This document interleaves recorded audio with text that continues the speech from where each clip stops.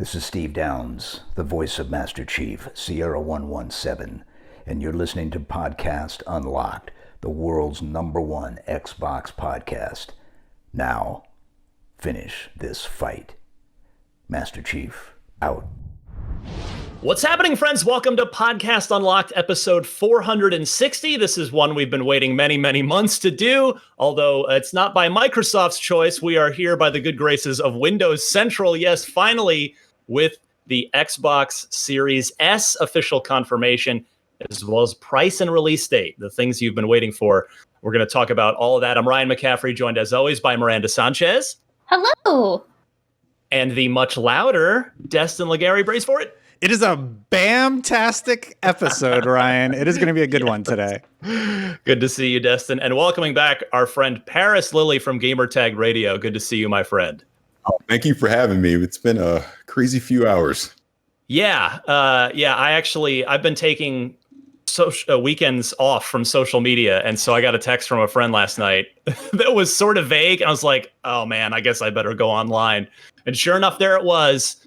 Windows Central let's just get right into it. Windows Central has the scoop of the year with an assist to Brad Sams from Thurrott, who is kind of in on this action as well. So the Microsoft Xbox Series X and Series S prices, release dates are here, along with the reveal of the Series S itself coming from the aforementioned Brad Sams. So Windows Central writing, it has long been rumored that Microsoft is working on 2 Xbox consoles for next gen, aiming to claim both ends of the market. And now we can confirm indeed that the pricing scheme should be very familiar, matching that of the Xbox One X and Xbox One S of yesteryear.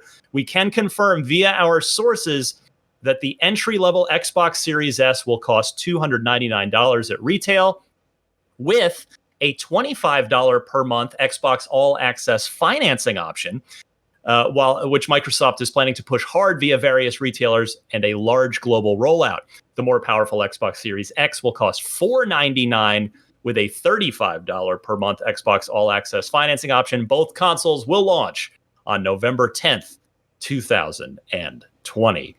Parris, let me go your way first. Initial reaction. Cat's out of the bag, whether Microsoft wanted it or not. The game of chicken is over. Again, involuntarily, but we've finally got something to go on. What's your first reaction to $499 and November 10th? My first reaction to hearing the prices of both was, this seems right. It feels fair. It feels like this is a good value for what both of them are going to be. And I mean, even more specifically, looking at that Series S, you and I had this conversation here on Unlocked where I was kind of skeptical of it. I've been very skeptical of it, but I'm starting to come around to what it potentially could be. But to see it laid out with all the specs, this is literally a 1440p version of the Series X for all intents and purposes. So when you think of it that way, you're really just looking at resolutions. If you're okay with 1440p or even 1080p, and that's the way you want to game, you're getting all the next generation features of the quote unquote Series X in this S, and at a heck of a price. I mean, for that thing to be $299, it's going to fly off shelves this holiday. It's such a great value. So was pretty happy to see that. Like I said, really good value. Yeah, I want to talk a lot more about the Series S because I think that's the thing we've all been it's been on the periphery. We've all been kind of like, well, how are they going to message it? How is this going to fit in? But you're right. It's kind of seeing it all come together. There's now a lot to chew on. But Miranda, I want to go your way now. Your initial reactions to the cat being let out of the bag over Labor Day weekend. I think it's really funny that this did come out via a tweet, because I had someone joke with me. It's like, they're just gonna announce all the prices and confirm them via a tweet. That's just what it's gonna come down to. And somehow it did. I think Xbox's reaction, like their official Twitter, was very on point as far as seeing the information. And instead of just being like, we can't comment on this, it was just a meme. He's like, all right, you guys get it. Someone had to go up to Phil Spencer and be like, can we tweet this? And then maybe him, who knows? And then someone was just like, yeah. I'm sure. Not that way. Yeah, I'm sure it went up to Phil to get the green light to press send tweet on that one. Destin, $499. Where are you at with it for Series X? $499, it's exactly what I expected it to launch at, so I'm not surprised. I'm not shocked. I mean, that just seems like what the next gen consoles are going to hit at. The $299 option, though, is just incredibly smart, and the 2K or 1440p at 120 hertz, it's just incredibly smart. Even if you are a PS5 owner and like that's the console of your choice, this is just so hard to pass up. For $299, you can have access to the entire Xbox library with Game Pass and everything. It's a huge win.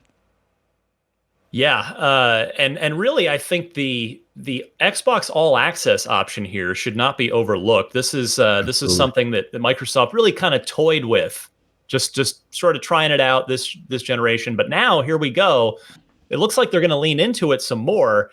And there's two, again, the thing about Microsoft, whether you can criticize them for a lack of first party games, you could say this, you could say that, but the thing that you have to give to Microsoft, and they've put in the work, they've not just said it, they have done it over the last several years, are these consumer friendly, gamer friendly policies and actions that they have taken. And a $299 Series S next gen console, as well as the option for the Xbox All Access financing at a obviously much lower just monthly payment. And I don't think that can be overlooked, particularly, certainly when Microsoft's planning all this stuff 2-3 years ago, nobody foresaw a global pandemic causing economic uncertainty. But unfortunately, here we are. And now the All Access program and the $299 option seem pretty darn smart and really, again, consumer friendly in a strange time. Miranda. Yeah, I've heard so much good feedback about the All Access option. I'm personally one of those people who's just like, I will save and just dish it out where I can because I'm very fortunate to be able to do that. And that's just how I prefer to, so I just don't have to forget about it later. But I have heard a lot of people who have come to us and just like tweeting at us or emails and said that this is just such a great option for them. And I love that they're still pushing that. And that, of course, it does come with Game Pass. Like that's huge. I really do hope whenever we get whatever event that they kind of come out and say, all right, let's lay all of this down because, all right, so it's more thunder, but we still have to have our event. I do hope that they go into saying, still, I'm holding out for them just getting rid of Xbox Live Gold and just rolling that all into Ultimate and just having it be just one big thing, or just having online play free. There's so many free to play games out there now, and just like having online as a free option just makes sense at this point in time. So I really hope that is something that they eventually announce, just kind of in line with being consumer friendly and being really accessible, and something I think that would be a huge blow, I guess, to how the market's kind of set up right now too, because like you have PlayStation doing this, even Nintendo has gotten onto the whole online thing. If Microsoft takes the first step forward and say, you know what, we're getting rid of the subscription just to play online because there are so many free to play games, you should be able to just plug in and play. Like, I think that would be really great and would be a great addition to, or a selling point even, for the Series S. For anybody who's like, hey, I want to get into next gen, but I don't necessarily want to like do a full upgrade, or maybe I don't care about certain things. I know we're going to get into the nitty gritty of the Series S here soon too, but it still has so many great like next gen features to it. And so you're still getting an upgrade for sure, but maybe like this is going to be a good option for a lot of people. Destin, I thought you made a really smart point there too, talking about the idea that the Series S could be very appealing to PS5 owners and people that are choosing Sony or continuing with Sony as their mainline console. I think that's a really smart point in that we think about, well, the Series S is probably aimed more at the mass market, and you can still take those people that maybe still have the original Xbox One, or even maybe an Xbox One S. Now I'm confusing them both ways. Great. But yeah, like you make a good point there, Destin, that this could actually make for a really, maybe somebody that was interested in Xbox, but maybe didn't quite want to spend the money as a second console, particularly spend $500 in addition to whatever their PS5 is going to cost. But yeah, $299, there's a lot of temptation there. Yeah, the last metric I saw was something like 31% of households in 2018 were 4K ready. That number's probably increased by 2020.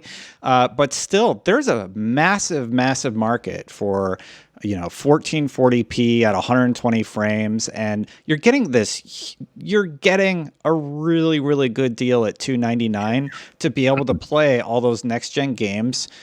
And it does upscale to 4K. Yes, it's upscaled, but you can still display it on a 4K TV. It's just like, I don't really see the downside. But like, yes, it's an upscaling, but you paid $299 for it. You still have like the super fast hard drive. You still have the frames. If you want the frames, it's just really smart. Well, it does seem like, correct me if I'm wrong, I think, is it doing 120? Did it say it'll go up to 120? Yes. It did. Okay. Because I watched the teaser like right before we went on the air. So yeah, that's that is a powerful message to the competition, certainly. Like, hey, we've got a $299 box that'll still it'll upscale and still push some super high frame rates. Yeah, and just to recap, Ryan, here's their bullet points. All digital, 1440p at up to 120, DirectX ray tracing, variable rate shading, variable refresh rate, ultra low latency, custom 512 gigabyte SSD, 4K streaming media playback, 4K upscaling for games. Smart delivery, you can still preload your games. Like it's great. Yeah. Now, what's interesting about this, I'm going to go to Parris now, because Microsoft did choose to come out this morning and go ahead and confirm and officially put the Series S information out there. But they have not done so yet for the Series X, despite Windows Central's report. Now, that has led to a lot of people I don't know if they're just upset at the situation or upset at me for agreeing and trusting Windows Central's reporting that the Series X is going to be $499. I think people are mostly just hoping that maybe Phil Spencer is gonna play one more card and wait for Sony to tip their hand and then come in and come lower than $499.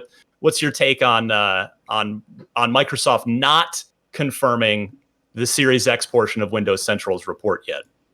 I think it tells me there's something else left to drop that we're not aware of. And I'm not trying to go into whole conspiracy territory, but we already know what the Series X is. We already know the specs. They easily could have just said it's $499 and also November 10th. So why hold that back? It does make me wonder, and I am gonna do a little bit of speculation here. I've always thought that since the summer, since we saw the PlayStation 5 went all digital, why isn't there an all digital Series X? I've thought that for the longest.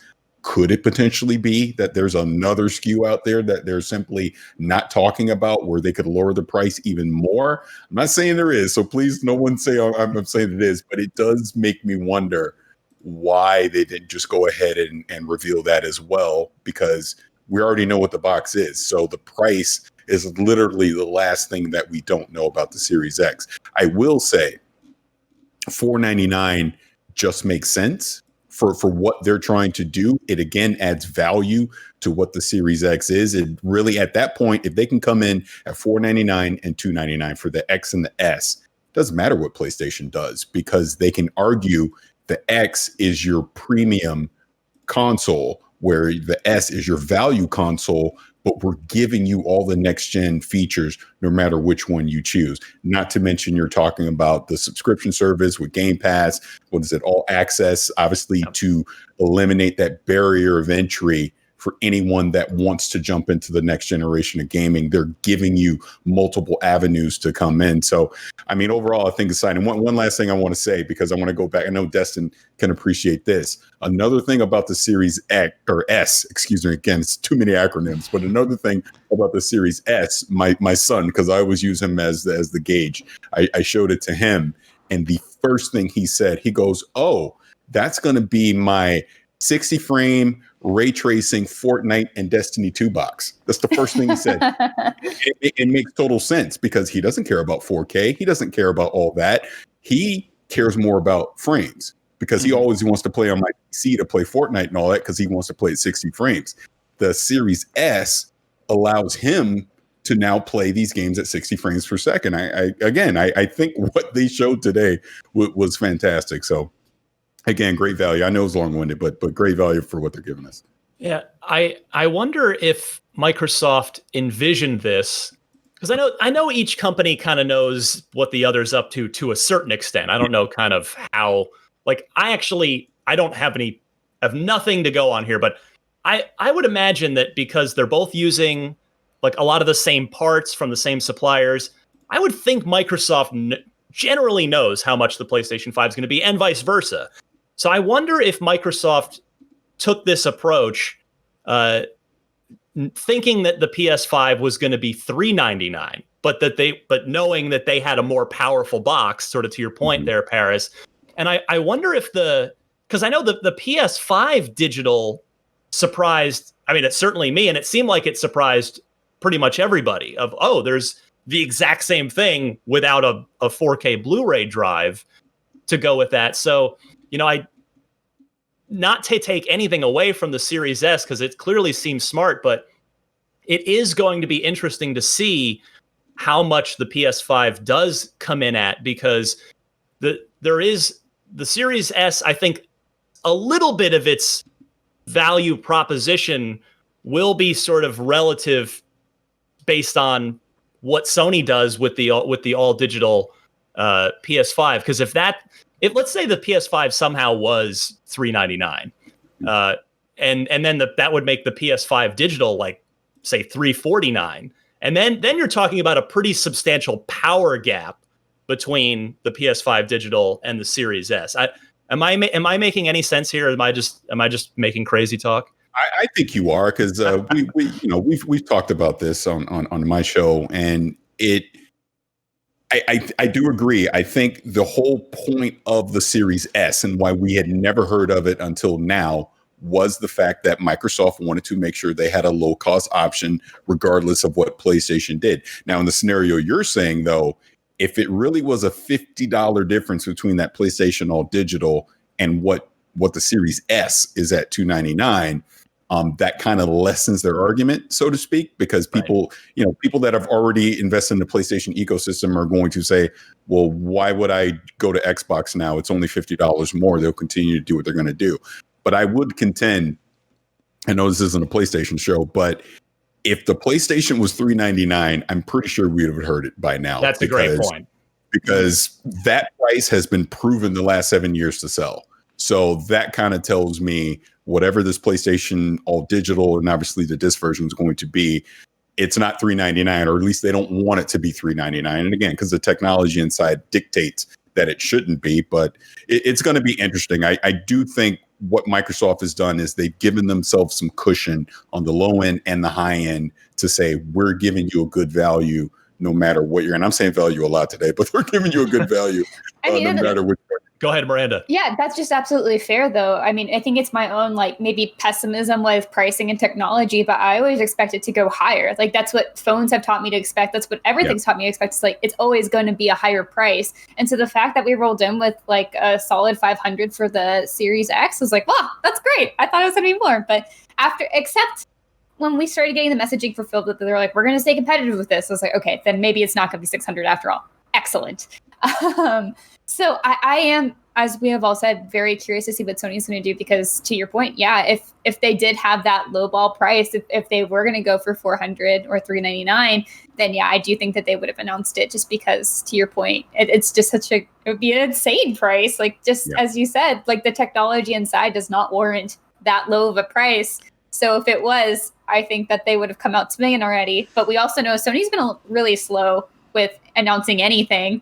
So it's been a little bit of an odd, obviously it's just a weird year all around, but I think it's especially strange to see how that they're positioning themselves on this. So hopefully we'll get something from both Xbox and PlayStation details for both of those and, like, their launch plans.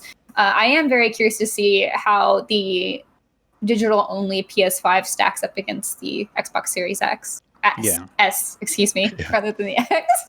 There's already Here we go, guys. There's already rumors swirling that Sony's announcing tomorrow, and they're going to be $399. And honestly, I could envision Sony launching at $399 because they were playing this game of chicken for so long about who's going to go first. And Sony, just to take a W, could just say, yeah, let's take the loss. Let's cut it $50 more, launch at $399 for the digital version, and then we can price match at $499.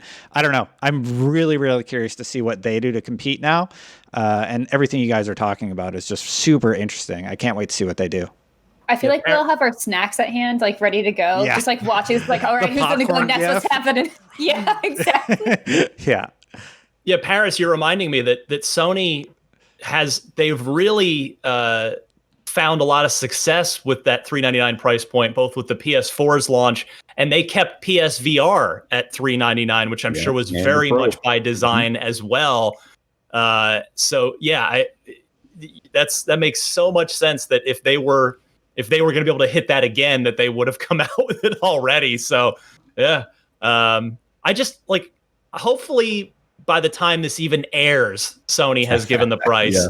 Because I'm just so ready for all this to be done, and we can just focus on the games and actually playing things on these machines. But it does matter, though. I mean, that's the thing. We talk about, like, these prices do matter. We saw it. We've seen it both ways. I mean, we've said it time and again. The PS3 got burned by its price. The Xbox One got torched by its price. They've each suffered great wounds as a result of pricing that was not good in the eyes of the consumers. So here we are in 2020, and neither one of them wanting to risk getting hot in the flames again. But it's out there for Microsoft, and here we go. Finally, yes. Someone forced them. Yeah, it's so again, I mean, yeah, hey, Windows Central, again, I said I'm not joking. That's the scoop of the year right there. Huge. These guys, tip of the cap. My friend Jez Corden over there, and then again, Brad Sams as well on the Series S. And actually, that brings me to the next thing. Destin, I want to go your way first here. Yeah. The Series S design itself, it's not the little white GameCube that the sort of popular fan mock-up that went around for a while, but it is very distinctive looking. And as I go to you now, I want to mention as well, it is the smallest Xbox ever, says Microsoft. It's about 60% smaller than the Series X, which of course is that's not a tiny machine, but the Series S is smallest Xbox of all time. What do you think of the industrial design on this thing, Destin? Well, they had to differentiate it somehow, and they differentiate it by putting a giant circle vent on it that looks like a subwoofer I used to have in my Toyota Tercel when I was in high school. So design-wise, like, I get it. It's ventilation. Absolutely fine with it being smaller. That's a big win. I don't mean to be negative. It just strikes me as a little humorous. A lot of comparisons to like speaker designs or fan designs people have seen on the market. But hey, man, it's smaller. It's really powerful. And you're not going to look at it that much once it's like sitting there on your shelf, So you're not a fan of the design of it, it sounds like. I mean, I wouldn't say I love it. It's a bot. Like, it's the Xbox One X, right? Basically. Yeah, well, what do you think of the Series X design? I know we've talked about this before, but do you think that's a nice machine? I think it's the two-tone that kind of throws me off. If that was just like a grid and it was white, totally fine. Yeah. Or if the whole console was black, that's totally fine. But the fact that it's two-tone, I'm just like, it just looks odd. That's all. But I don't hate, like, that's just it. It's just not doing it for you. But but you don't, it's not like you're gonna throw it out the window. No, there's already like fan art mock-ups. There's already fan art mock-ups of like what it looks like in different color schemes, but like just the two-tone is really contrasting. It's just a design thing that's absolutely personal preference, but the power of the box, I love. And that controller from that party, that white controller, turns out, yes, that was the Series S controller. Parris, where are you with the Series S design? I'm similar to Destin in that regard, where It's not terrible. I mean, it kind of threw me off the first time I saw it, but it's grown on me the past few hours as I've seen it more. And the mock-ups we've seen online, like someone had a mock-up where it was Plankton from SpongeBob, and I go, "Oh, this is genius." I love stuff like that, so it's fine. It like Destin said, I care more about the technology inside the box than how it looks, and I think it's going to be fine. Yeah, like my Xbox and PlayStation, you can't even see them anyway. So yeah. Miranda, how do you feel? Because you're probably the most visually minded of all of us here, and I say that in the most complimentary of way. I wish I had your eye, but yeah, what do you think of the Series S? I do know how to design the skeleton, and I think that is maybe a little just a little impressive. Maybe not. Anyway, at least silly. I mean, I think it'll look cute with some googly eyes. I don't know. Which I don't really decorate my consoles, but this one I'm just like, I'm probably not getting this one for me. I obviously want like the full power, right? But like Destin said, the two-tone design is a choice. I think they could have put like a neat pattern on it or something, like even with the Series X, like you have that green on the ventilation on the inside, right. That lining. Like that looks really sleek. That looked cool because a lot of the perspectives, it looked like it was lighting up even though there's no light in it. I wish they would have done something a little bit like that for this, just to give it a little bit of a treat, right? Like there's something just distinct about it. Instead of it just being like a big black circle on top. As everyone has already said, that there have been a lot of really fun fan mock-ups. I think Brian Altano, I was trying to look it up for a second. Yeah, he did Despicable Me. He did the Minion. The Minion's very funny. which, by the way, the credit to the Xbox social media team, who, by the way, has been like, they've been really good through all of this year, as far as like they engage and they lean into fun stuff. They responded to Brian saying something like, I'm paraphrasing here, but they go, so does that make the Series X grew? Which I thought was pretty funny. I would bet the farm that they tried a green version of that, Miranda, with that ventilation.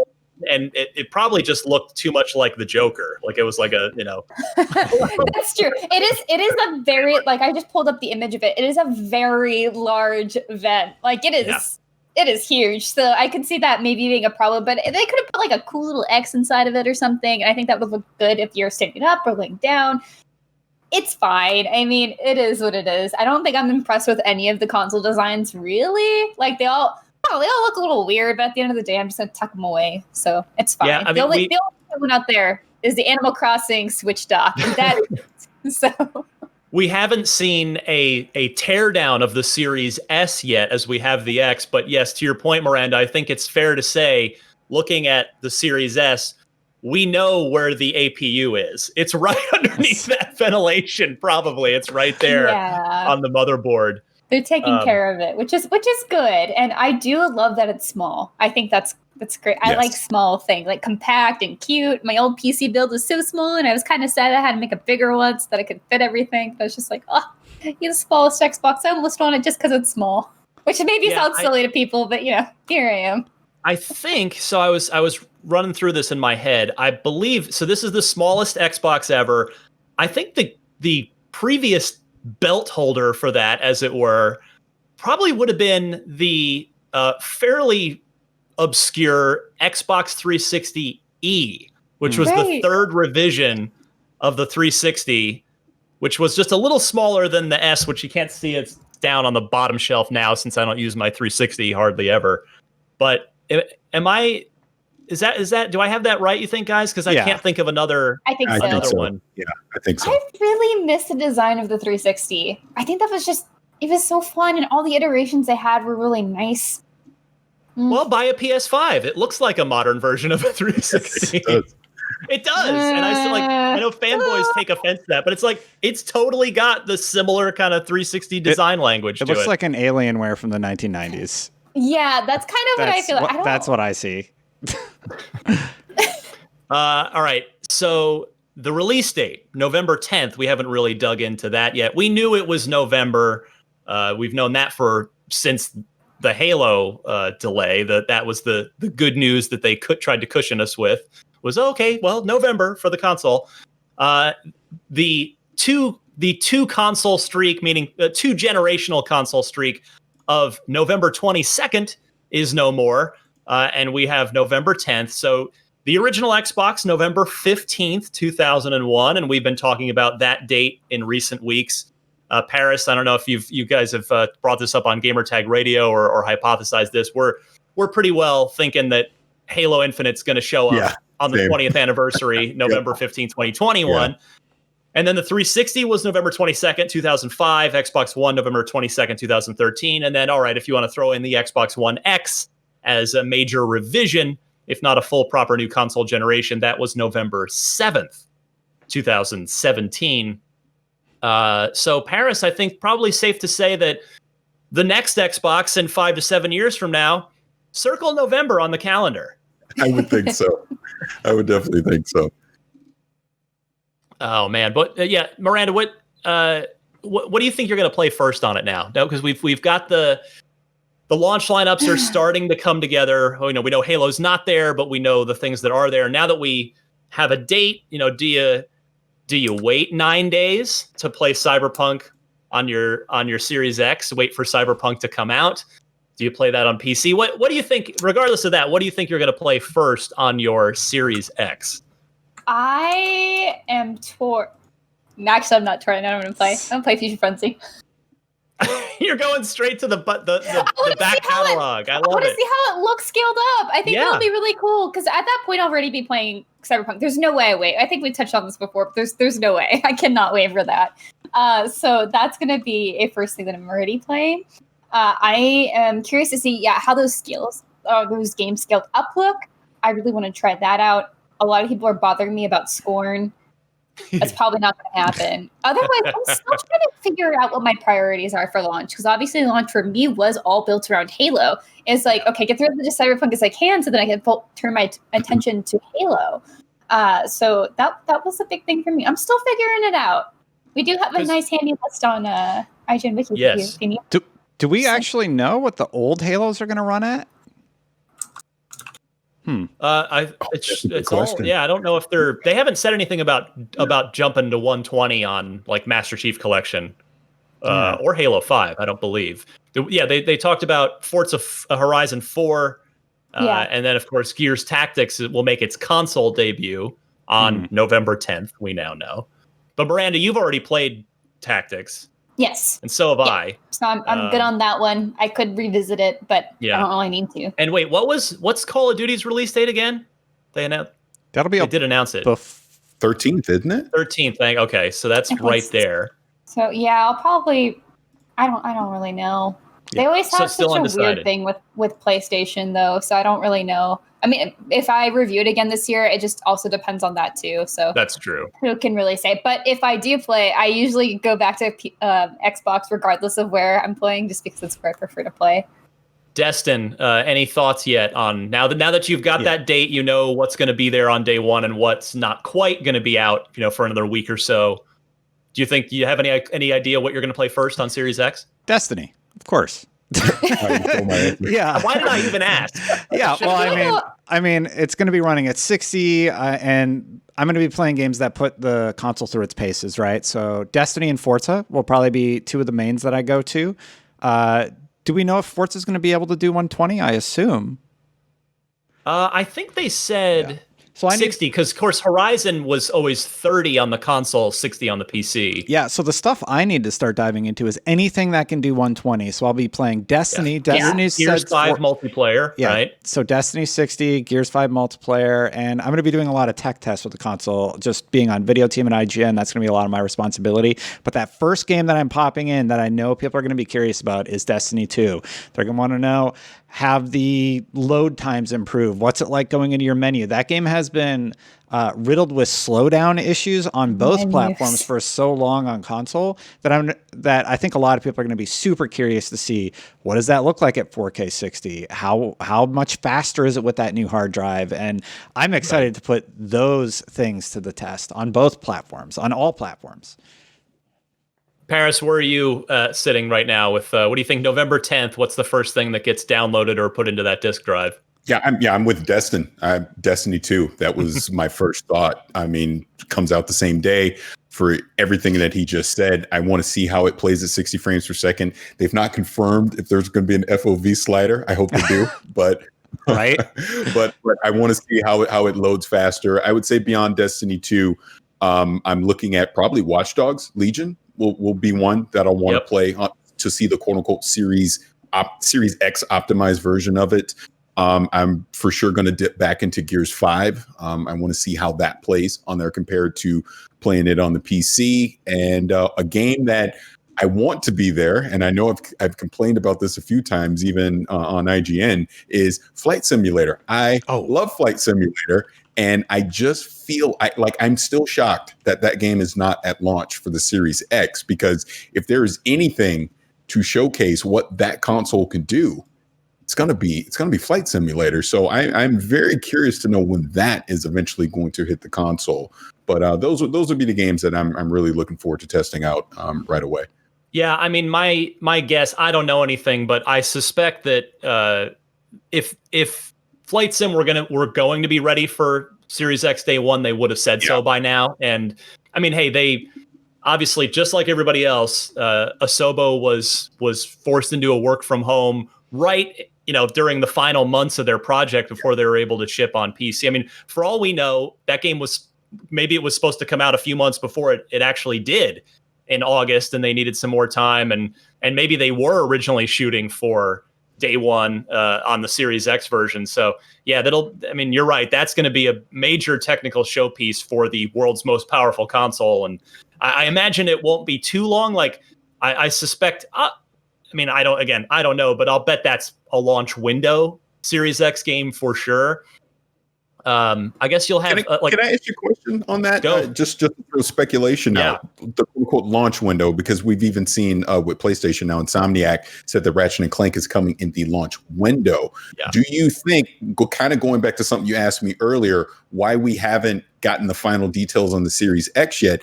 Could that also be a part of it? Maybe there are some launch window games that they're going to be able to announce that won't be there in November, but they'll be there by early 2021.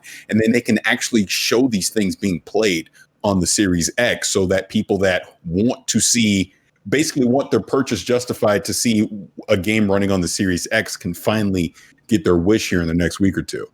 That makes a ton of sense. I mean, it would, if Microsoft was planning an event for this price and Series S reveal and launch date, it would certainly make a ton of sense to include some launch window games like that. And just pulling up Miranda's list from the IGN wikis of the known Series X games, I mean, you could have, granted, it's arguably not a technical showpiece. It's a game I'm super excited about, 12 Minutes, because that they did say coming soon on that game, on that most recent trailer from Gamescom, it had at the bottom of the screen Xbox One, and it had the Series X logo. So that could be in the mix. You've got, of course, Valhalla is going to be 1 week after launch, now that we know November 10th is the console. So November 17th for Valhalla. You mentioned Watch Dogs Legion. But as far as other launch window games, go ahead, Miranda. Really quickly, another launch title I keep forgetting is Yakuza Like a Dragon. I'm really excited for that. I think that's going to be, I hope, with some cool next gen features to it, because that game is, or the Yakuza games, if you guys haven't played them, they're just so stylish, and they feature a lot of cool lights, and they're just really fun. And so I think that one could look really good too on Series X. Dirt 5 is where I keep forgetting about that one. That's going to be there. That actually that was supposed to hit current gen in October. They just pushed that to November. So presumably that's still going to be there with 120 frame per second support, as they've previously announced on day one. And then here's the one. So I just came to on your list here, Miranda, that I don't know why this escaped me just now, because I've previewed it twice. I've previewed the multiplayer and the single player. Crossfire X. They have stuck. Last I spoke to Remedy, which was a month ago or less, when I previewed the single player campaign, they did say, I said, well, do you have any specific release date? And they said, no, we're still sticking to just 2020. So that may very well be the day and date, first person shooter, which again, Crossfire is not new. That's been a PC game for years, but the single player campaign that Remedy is making, that's a brand new game. So that counts, and that will be something. And by the way, that's not on PC. That is just a Series X game. So that one, I think we'll probably see more of coming up soon. And then what else is in here? Oh, you know what? I don't know if Destin. I don't think anybody here. Parris. I'm not sure if you're the other sports guy besides me in the room, or if you're not much of a sports guy. But I mean, NBA 2K21 would be a good one to throw at the Series X, because it's always fun to see what the sports games look like on the new consoles. No, I'm in agreement with you on that. I completely forgot. Yes, we're getting a Series X optimized version of that one at launch as well. So for sure, that'll be another one to check out. Right. It's actually, in fact, that both NBA 2K21 and Madden NFL 21, they are new versions. They are next gen games. They're not smart delivery, just the same thing, but prettier. They are totally new games, which you remember that was whole thing 360. Yeah, that was the whole thing with them charging $70. Is They said, well, it's a whole new thing. And then with Madden, they're just doing the limited time free upgrade for that one. So it's going to be, if I'm being honest, there's not there. The Xbox One launch, maybe it didn't have a killer app, like a game where you're like, I gotta have this console and this game. But there were some really fun, excellent games between Rise and Dead Rising, and a number of other third-party things. But yeah, I wish there were just one more. Halo falling out really hurts, man. There's just not a thing on day one where I'm like, that's the first game I'm playing. Like, I had to go to a list to think about it. Exactly. Yeah. It's hard. Yeah, can I ask a question on that one as well, since I have the opportunity to be on here?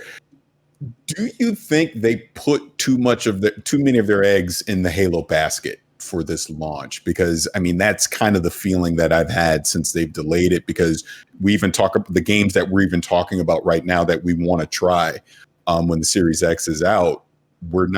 Everything's either a third-party game or it's something that's currently on Xbox One. Nothing new exclusive coming from them. Yeah, we talked about it on Unlocked. Must have been a week or two back. We said it exactly that same way too. I agree with you, Parris. I think yes, they put all their eggs in the Halo basket, and unfortunately, the worst case scenario happened, and it is what it is. That was a big reason I didn't think they were going to delay it, despite some of the problems we saw with the demo. I thought they were going to have to put it out because it was their big showcase for launch.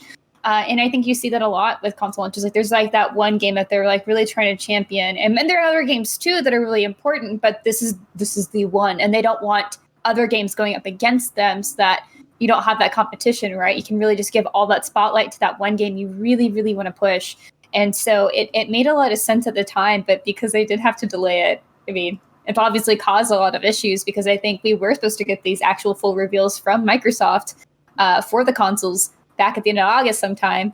But I think because of that Halo delay, which we've mentioned previously, is probably why they had to actually delay the full launch, because I'm sure a lot of their marketing was around just Master Chief. And, I can't really do that right now.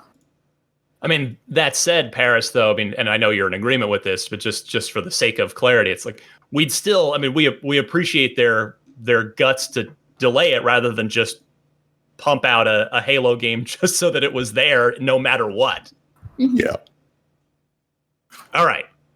Let's see here. Let's move on. We do have some other topics this week, but we finally got the pricing information and release date information.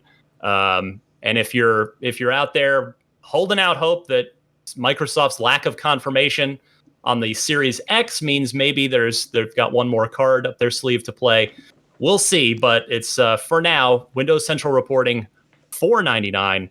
But the real secret, the secret sauce here, the Series S at $299. Very, very impressive.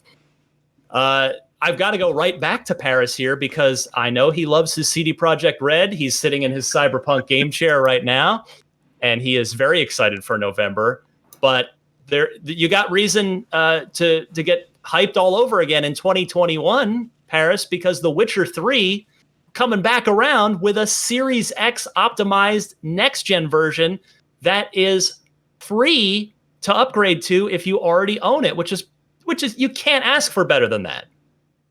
I completely agree. And what a surprise that was the other day to see that announcement come out, because I thought they were done. I'm like, oh, they're moving on to Cyberpunk. The Witcher 3 has already gotten all the awards and the sales and everything it needs. They have no incentive to go back and revisit this game. But the fact that they're now going to implement ray tracing on the console and then obviously on the PC as well, and the PC's getting HDR, phenomenal. It's phenomenal that they're going to take another look at this game and basically give it another fresh coat of paint to just give me an excuse to go play it again. So I'm pretty excited for it. And it's a free upgrade too. So if you own The Witcher 3 right now, you're already on the upgrade. And if you think about it, The Witcher 3 is on Game Pass. So if you're a Game Pass sub, you can get it there too. So again, fantastic from CD Projekt Red. Absolutely love it.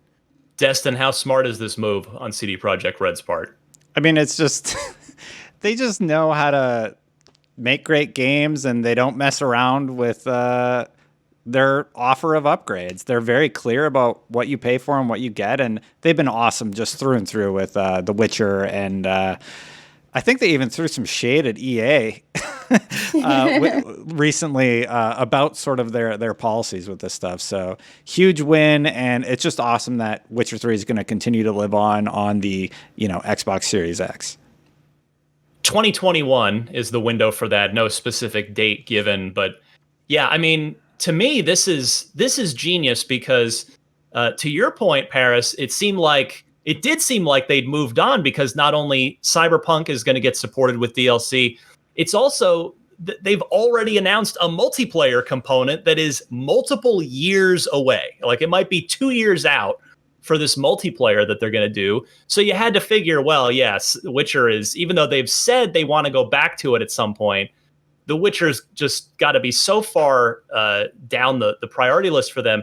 But I think what this does is, for The Witcher 3 was it's 2015, so it's already 5 years old. It'll be 6 years by the time this next gen update comes out.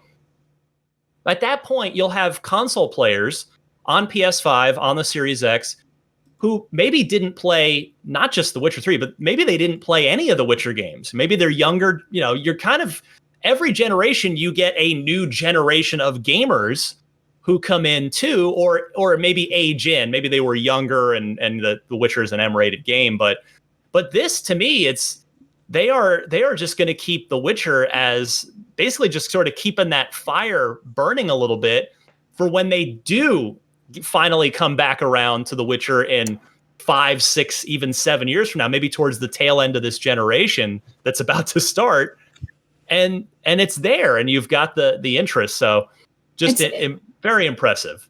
Yeah, and it's worth saying that, the Netflix show definitely sparked interest in The Witcher 3 again for a lot of people who maybe weren't even interested in The Witcher at all. So it's good to keep that going. Yeah, absolutely. So look for that sometime next year. The loading time stuff will certainly help on the new consoles too. Anytime you got a nice open world like that these new machines are going to put them really benefit those kind of games. Next, the full Tokyo Game Show 2020 schedule. Of course, it's a virtual event happening all online. The schedule's been revealed, and Xbox is doing a showcase to kick it off. So yes, Xbox will have a presence at the Tokyo Game Show. Xbox has confirmed some of what will be shown at the TGS showcase, but made clear that it will contain, quote, no new next-gen news. In a tweet and a blog post, Xbox released a list of what would be part of the show, quote, celebrating Japanese game creators and games, updates to Microsoft Flight Simulator for PC, Japanese Minecraft community creativity, and a review of first and third-party announcements from recent months. So, and the entire thing will be broadcast in Japanese only, no English there. So if you're curious now, Miranda, I know you typically are our TGS correspondent. Are you surprised at all that Microsoft is being such a prominent active participant in TGS when the story of Xbox in Japan has been well told at this point? No, I am not surprised because I feel like this is the one time for them to really swoop in and like make a mark, right? Is next gen. Like you have a whole new generation, you have a chance to kind of try to get a foothold here, and maybe having a very small box, that is a cheaper and offers a lot, especially with Game Pass. Like that is a good point to maybe say, hey, Japanese audience, here's a thing that maybe you can try out if you're typically like into PS4 or if you're mostly on like Nintendo. Here's your chance to like maybe get into our ecosystem and see what's here. I know a lot of Japanese fans that I've talked to, some even from IGN in Japan, have kind of lamented about like the lack of support for the Japanese audience from Microsoft. And sometimes just games come there a little bit later just because they're not as high of a priority because it just doesn't sell as well. And I have, it's kind of funny because when I go to shops to go look at video game stuff in Japan, the Xbox section is so sad. Like it's fine, it's there, but it's just like, oh, it's just a little bit smaller than everything else, a little less prominent. But it's still there, and it is good to see them have some renewed interest. The fact that they're not showing any sort of new next-gen stuff there makes a lot of sense. Typically, Tokyo Game Show tends to be sort of a catch-up event for Japanese press. You'll see a lot of stuff from Gamescom or PAX, or even sometimes from E3, like just builds that weren't shown there. But Tokyo Game Show also has a lot of like really cool things that are specific to Japan or very like kind of like niche games. So hopefully we do see some of those pop up that may not necessarily be an Xbox showcase, but just around TGS, which we are going to cover. And hopefully those are going to be cool things that we'll see coming to Xbox that may, again, not necessarily be featured in their showcase, but something new for us to take a look at. Destin, do you think the fact that they preempted this by saying, hey, no new next-gen stuff at TGS, which is at the end of September, do you think that's indicative that they were planning on giving the Series X and S launch date, price, details prior to that, before this leak? Yeah, I think so.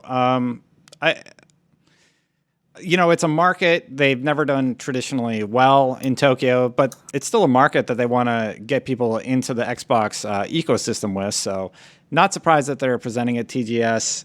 I don't think they were ever going to announce the price there, though, to answer your question. I always think that was planned as a separate thing. TGS is just an event they want to be a part of. They want to be a part of the conversation of TGS.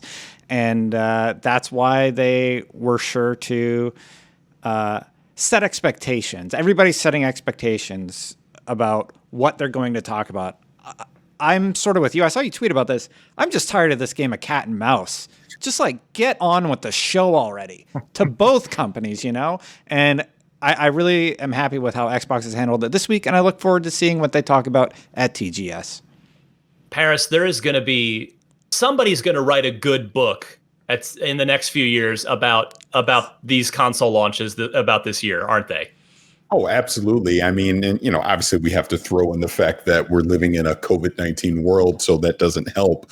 But like both of you are saying, that this game of chicken, of cat and mouse, of the whole price and who's going to announce what first and who's going to blink and just everything that goes with that. It's going to be fascinating to know behind the scenes how all this went down on both sides.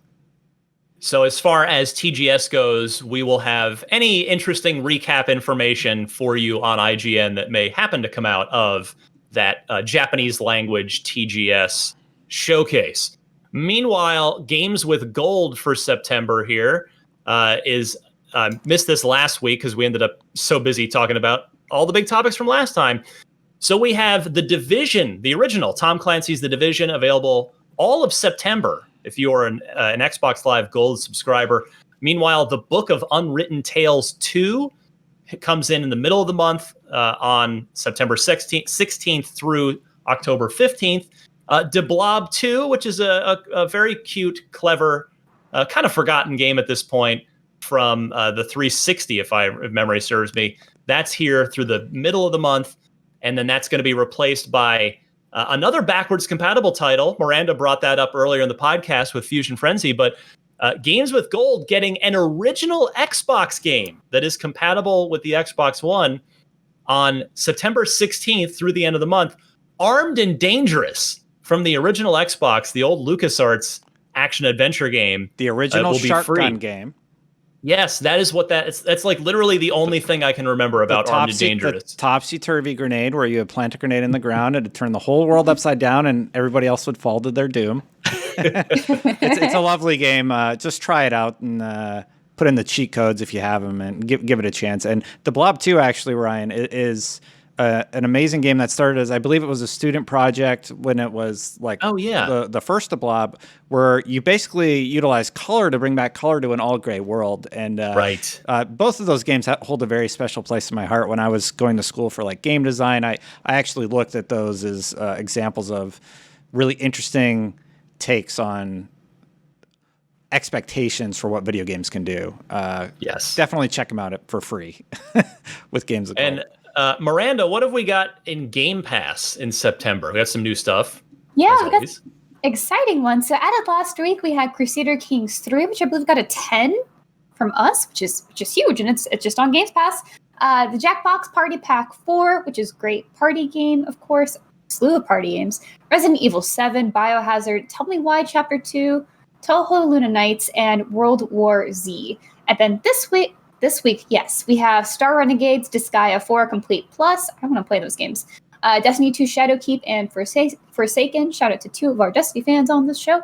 Hotshot Racing and Tell Me Why Chapter 3. So lots of games coming. It's another busy month here in the land of Game Pass. Got to subscribe if you are not doing so already. All right, we've got a little time left. I want to move now to the loot box question. Maybe I'll just play it and relay it. Hey guys, big fan of the show. Kevin in New Jersey, Gamertag, Nth Jersey Jedi. You guys were talking about, which ones are on the shelves. I'm worried about Microsoft not having as many on the shelves, because if you think about it, how many special edition Halo Infinite consoles and packaging are they just going to have to now scrap and sit on? So I'm really interested to hear your guys' take on that. Love the show. Thanks so much. Bye. All right. Thank you, Kevin from New Jersey, with the loot box question. An interesting one. His premise there relies upon the idea that Halo Infinite Special Edition Series X consoles existed, which I guess we won't know for a while. Miranda, do you think that was something that was in the works? And if so, Kevin's got a heck of a point about console allocation. I feel like they probably were, but I don't think that would hinder the supply of the standard Xbox Series S and X. So I think those would be fine regardless of any special editions.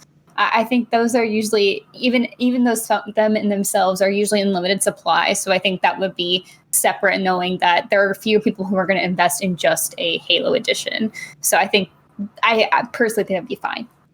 Parris, what does your gut tell you about supply of now both, of the Series X and Series X? What do you think the split is? Because, we saw this with the 360, but that was a pretty different situation between the premium and the arcade. But yeah, what do you make of the supply and the split between the two Xboxes? I actually think there's gonna be a 60-40 towards the S versus the X, because I think that's going to be the more desirable of the two consoles. As far as supply constraints, I think it'll be okay. I don't think we're going to see people having to camp out in tents overnight to be able to get one on launch day. But I also think with that $299 price point, if you don't run out the first week or so to go get a Series S, you might have to wait a little bit. You might have to wait a few weeks for it to get restocked. I think there'll definitely be enough demand for that. The X, now, I'm not so sure. I'm going to be very curious. Obviously, we need to see if it's really going to be $500. But even at that price point, I'm not 100% sure that there's going to be as high a demand for it as we might think going into the holiday. Yeah, and yes, I mean, this is a good topic from Kevin in New Jersey, because the idea, I hadn't really thought about the idea that what if they were already cranking up a bunch of Halo Infinite Special Edition Xbox Series X's? Because if they are, it is possible. Let's just say that's exactly what the plan was.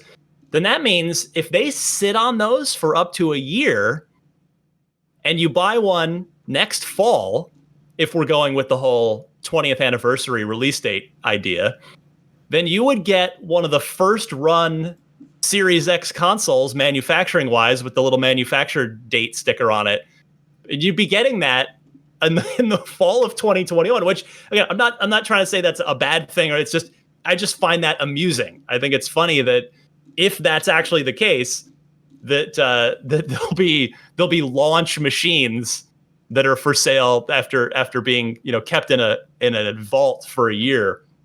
So good stuff from Kevin in New Jersey. And a reminder that we would love to hear from you and or see you. And you can do that here in the Loot Box by leaving us a Yappa comment on IGN. The place to do that is on this episode's article page. So easiest way to do that is just Google IGN.com unlocked 460, since that's the number of this episode. And then if you scroll down just above the regular comments, you'll see the Yappa thing where you can leave a voice and video comment. You don't have to make a Yappa account because you probably don't have one, let's be honest. You can sign in with Facebook or LinkedIn or Google or Discuss, which is, more, you may have an account on one or more of those. So we would love to hear from you on next week's show. Time for Unlock Block Trivia. This question comes, Destin is excited. Andrew, whose gamer tag is XX Wasp, which is a little bit of a tongue twister. This is a good one. So this dials back to one of my favorite eras of Xbox, which is the Xbox Live Arcade era that I still wish would come back. And Andrew asks this: when Xbox Live Arcade originally launched on the 360, games had a file size limit of 50 megabytes. Yes, it's true, because if you guys remember to the very beginning of the 360 days, they sold memory cards, old school style memory cards, in case you had bought the Xbox 360 arcade unit that didn't have a hard drive included with it. So they had to take into account those downloadable games that needed to fit on those memory cards. Anyway, over time, though, they raised the limit, the file size limit for live arcade games, eventually raised it to 2 gigabytes. So we went from 50 meg to 2 gigs, which is effectively meaning there was no file size limit, basically. But technically, that's what it was. Now, Andrew asks, did an Xbox Live Arcade title ever release in excess of the 2 gigabyte limit imposed by Microsoft? And if so, which game? So a bit of a trick, you got to think about this one. So he's saying, was it Double Dragon Neon, which was a Way Forward game? Was it Red Johnson's Chronicles? Was it State of Decay? Was it which yes, was a live arcade game. That was not that's not a red herring. Far Cry Blood Dragon, if you remember that one. Or he offers was it none of the above? So really trying to mess with you, which I like. Andrew, gamertag XX Wasp. Destin, I'm going to go your way first here. What do you think? Did any of those games that was listed exceed 2 gigs, or was it none of them? That's really tough. It's a really good question. I have no idea what the answer is. I'm going to guess Far Cry Blood Dragon. Okay. D. All right. Let me go Miranda's way next. This is a very tough one. I feel like Ubisoft would be one who could be like, "Hey, let us exceed this," and then they would. But I'm just gonna. I don't think it's State of Decay, but I'm gonna go with it anyway because I really cherished my time with that on the 360. So just because I love it, picking it. Nice. Parris, any clue here? Any thinking? Because I'll tell you, I looked at this and I was like, man, I remember the file size stuff, but I don't remember which of the games were huge. So I leave it in your capable hands, my friend. Yeah, I'm on this too. Like, Blood Dragon keeps screaming at me, but my gut is saying it's none of the above. So I'm going to. Well, Andrew has managed to stump all of you. It turns out there A or B were both correct, and wow. There were 2 right answers, and then there was the none of the above thrown in to try and mess with you guys, and it worked. So, Andrew, good job on stumping everybody on the panel. Of all the games, Double Dragon Neon. Yeah, I did not. I was like, nah. Yeah. It happened. So, if any of you out there would like to take your shot at stumping the panel, please send your trivia question in via email That address is unlocked@ign.com. And please include the question, 4 multiple choice answers, and note the correct one. And let's see here. We're getting close. We got a few minutes left. Destin, got anything you want to promote before we get out of here? I have an insanely busy week. Keep an eye on Avengers content. We're going to be posting some gameplay stuff. And follow me on Twitter @DestinLegarie. And then, this week's going to be nuts. We got the Ubisoft Forward stream. We got a Call of Duty stream tomorrow. Yeah, Ubisoft is on Thursday at noon. We'll have it for you on IGN, noon Pacific, 3 Eastern. If you'd like to see the next batch of whatever Ubisoft is up to. Mm-hmm. Miranda, how about you? Hello, yes. I have a lot going on this week. Maybe to do with some Call of Duty things, maybe not. Who knows? Who can say? It may be a big thing that I'm known for with IGN. But so please keep a lookout for any and all coverage we do with that. What else? Just keep an eye on guides. That's always a big thing for us. We're trying our best to make sure that we have those lists very curated of like what games you can do for next gen, and we're going to start doing more of. I think we're putting together a list of the upgrades that you can get. So whatever games that are going to have those nice little next gen upgrades. So that's a lot of my team. So big shout outs to them, mostly Brendan Graber. So thank you to him for those. And then on personal stuff, I'm going to stream more Alan Wake tonight at 7:30 How you liking it? p.m. I like the story, but some of the gunplay gets very annoying. It makes me not want to explore. I wanted all those thermoses. I went so hard for them. And then I was just like, man, these ghosts keep getting on me. They want me to... I think they're their thermoses, and that's why they're mad at me. But you never know. I like it generally, though. It's been a lot of fun. I love hearing that.